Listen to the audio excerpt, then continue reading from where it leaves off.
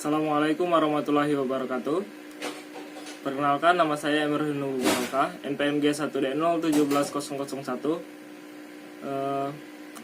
Kali ini saya akan membahas tentang materi biomedis yang dimana berkaitan dengan elektrokardiografi, elektroensepalografi, dan elektromiografi. Baik, langsung saja. Yang pertama adalah elektrokardiograf atau elektrokardiografi yang berkaitan di mana kita menemukan kardio yang berarti bagian-bagian yang tersusun atas jantung dan sebagainya, yang merupakan pemeriksaan untuk mengukur dan merekam aktivitas listrik jantung. EKG umumnya dilakukan untuk memeriksa kondisi jantung dan menilai efektivitas pengobatan penyakit jantung. Elektrokardiogram dilakukan menggunakan mesin pendeteksi impuls listrik jantung yang disebut elektrokardiograf. Dengan alat tersebut, impuls atau aktivitas listrik jantung akan terpantau dan tampak berupa grafik ditampilkan di layar monitor. Dokter kemudian akan mengevaluasi aktivitas listrik jantung pasien melalui monitor tersebut. Selain itu, grafik yang menunjukkan aktivitas listrik jantung pasien juga dapat dicetak kertas dan dilampirkan pada rekaman medis pasien. Dokter umumnya akan menyarankan EKG pada pasien yang mengalami gejala-gejala gangguan jantung seperti sulit bernafas, tubuh mudah lesu dan lemas, nyeri dada, dan jantung berdebar. Lalu indikasi kontradiksi elektrokardiograf. Elektrokardiograf dapat digunakan untuk mendeteksi kondisi-kondisi sebagai berikut. Yang pertama itu serangan jantung, lalu kardiomiopati, lalu gangguan irama jantung, penyakit jantung koroner, lalu gangguan elektrolit, lalu keracunan obat-obatan. Dokter juga dapat menggunakan EKG untuk memeriksa kesehatan jantung pasien sebelum dan setelah menjalani operasi, serta untuk menilai efektivitas pengobatan penyakit jantung, seperti penggunaan alat pacu jantung dan obat-obatan. Tes EKG tidak menyakitkan, cepat dan aman dilakukan. Oleh karena itu, secara umum tidak ditemukan kontradiksi atau pada elektrokardiograf, kecuali pasien menolak untuk menjalani pemeriksaan tersebut. Dengan kata lain, EKG dapat dijalankan pada siapa saja dalam semua golongan usia. Lalu untuk prosedur elektrokardiograf, elektrokardiograf bisa dilakukan di klinik atau rumah sakit dengan lama pemeriksaan kurang lebih 10 menit. Berikut ini adalah rangkaian pemeriksaan EKG. Seperti yang pertama, itulah pasien akan diminta untuk mengganti semua pakaian dengan baju operasi, kemudian mencopot perhiasan atau benda apapun di tubuh yang bisa mempengaruhi hasil pemeriksaan. Lalu yang kedua adalah pasien akan diminta untuk berbaring di tempat tidur. Selanjutnya, elektroda yang tersambung dengan mesin EKG akan ditempelkan di dada, di bagian-bagian dada, lalu lengan dan tungkai.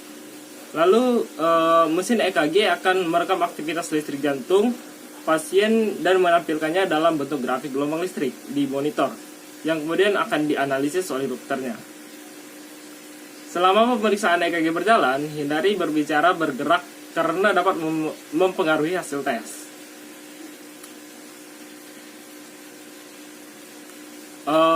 Untuk yang lebih penting itu adalah efek samping elektrokardiograf. Pemeriksaan elektrokardiogram umumnya aman dan sangat jarang menimbulkan efek samping apapun. Namun pada beberapa kasus, pasien mengalami reaksi alergi kulit terhadap elektroda yang ditempelkan pada tubuh. Pasien juga mungkin mengalami sedikit sakit saat elektroda EKG dicabut dari kulit. Berikut adalah beberapa jenis elektrokardiogram yang bisa kita temukan. Terkadang gangguan jantung tidak bisa terdeteksi dengan pemeriksaan elektrokardiogram. Elektrokardiogram biasa atau standar. Hal ini terjadi karena gangguan tersebut dapat hilang dan timbul, atau mungkin saat pemeriksaan EKG bisa tidak muncul. Untuk mengatasi hal tersebut, ada beberapa jenis pemeriksaan aktivitas listrik jantung lain yang bisa dilakukan dan sedikit berbeda dengan pemeriksaan EKG biasa, yaitu stress test. Nah, stress test adalah pemeriksaan EKG yang dilakukan saat pasien beraktivitas treadmill, baik berjalan atau berlari. Pasien juga dapat diminta untuk mengayuh sepeda statis dalam stress test. Lalu yang kedua adalah Holter monitor.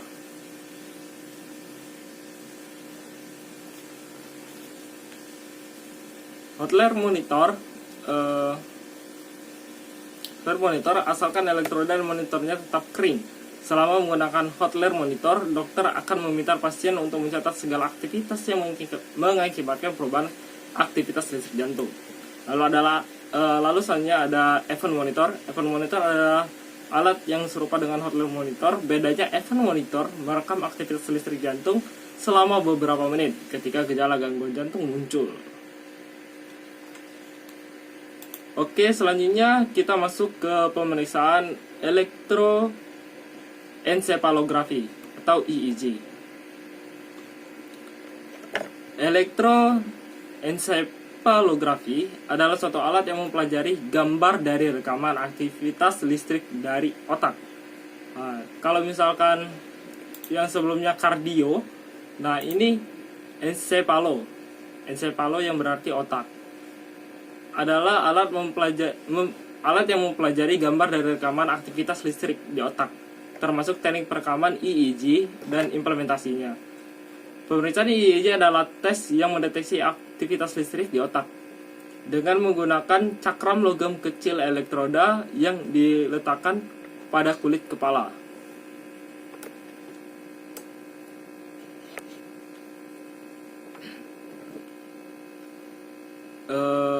Oke, lanjut. Perlu diketahui bahwa sel otak berkomunikasi melalui impuls listrik dan aktif setiap saat, bahkan ketika sedang tidur. Aktivitas ini kemudian ditampilkan sebagai garis bergelombang pada rekaman EEG. Oke, selanjutnya. Kenapa melakukan pemeriksaan elektroencephalography EEG? Pemeriksaan EEG dapat menentukan perubahan aktivitas otak yang mungkin berguna dalam mendiagnosis gangguan otak, terutama epilepsi atau gangguan kejang lainnya. EEG mungkin juga bermanfaat untuk mendiagnosis atau mengobati gangguan berikut. Yang pertama adalah seperti tumor otak, lalu kerusakan otak akibat cedera kepala, disfungsi otak yang dapat memiliki berbagai penyebab, peradangan otak, trauma pada kepala, dan gangguan tidur.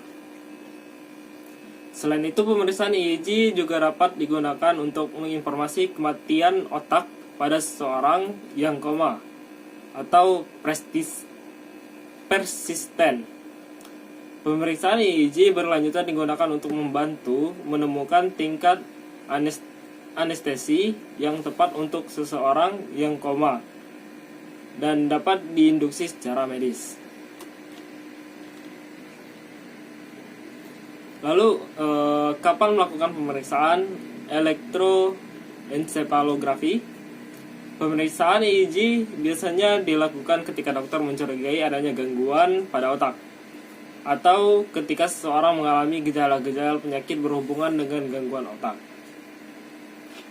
Oke, selanjutnya kita akan membahas tentang elektromyografi atau EMG. EMG atau elektromyografi merupakan suatu alat yang digunakan untuk merekam aktivitas listrik pada otot. Untuk pertama tadi kita membahas tentang kardio, yaitu tentang aktivitas listrik di jantung. Lalu yang kedua kita membahas tentang pada otak. Lalu yang terakhir untuk myografi, kita akan membahas aktivitas listrik pada otot.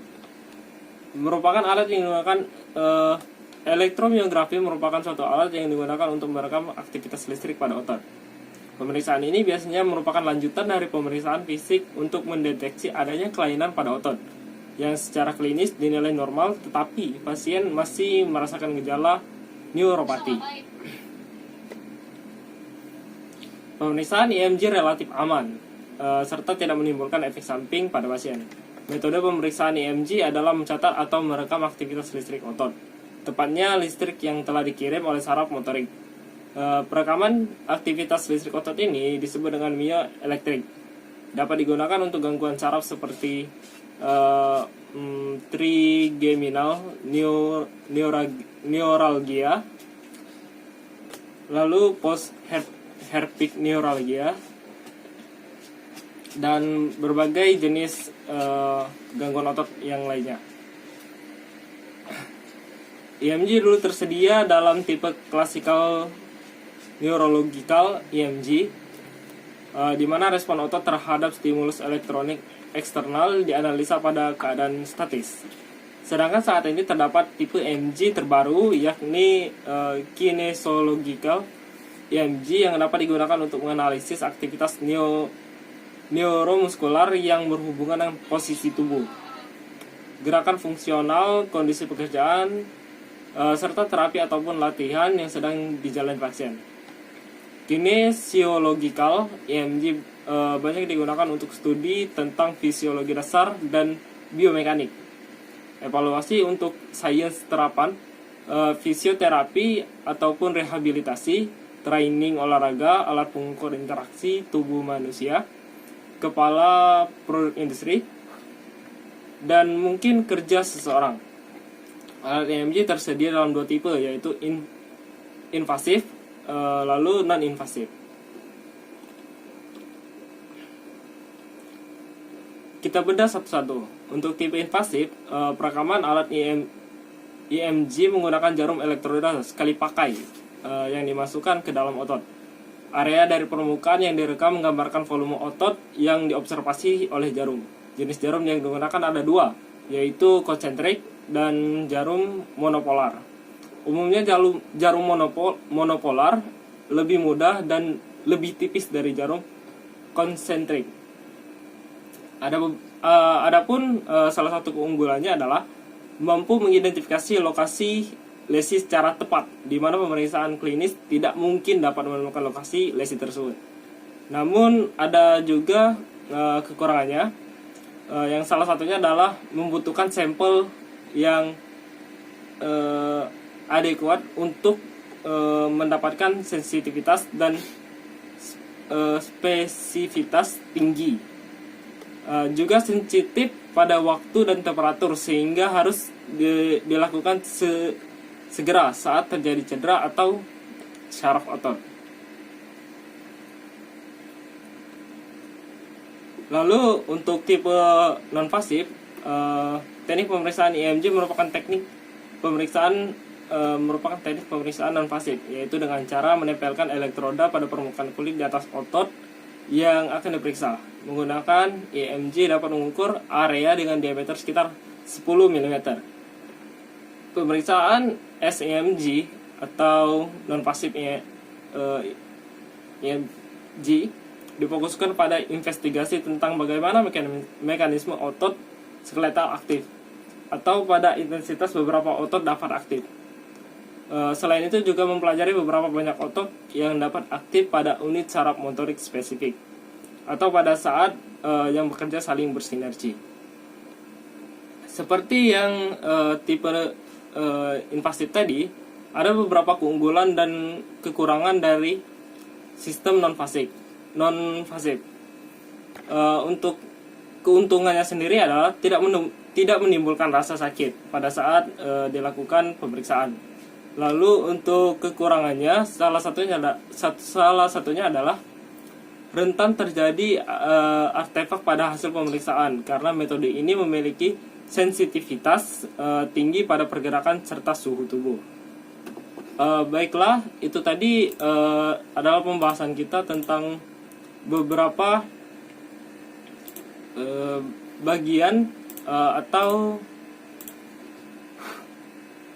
instrumentasi dalam instrumentasi elektronik dalam biomedis. Saya sudahi video ini, lebih dan kurangnya mohon maaf. Billahi taufiq wal hidayah. Wassalamualaikum warahmatullahi wabarakatuh.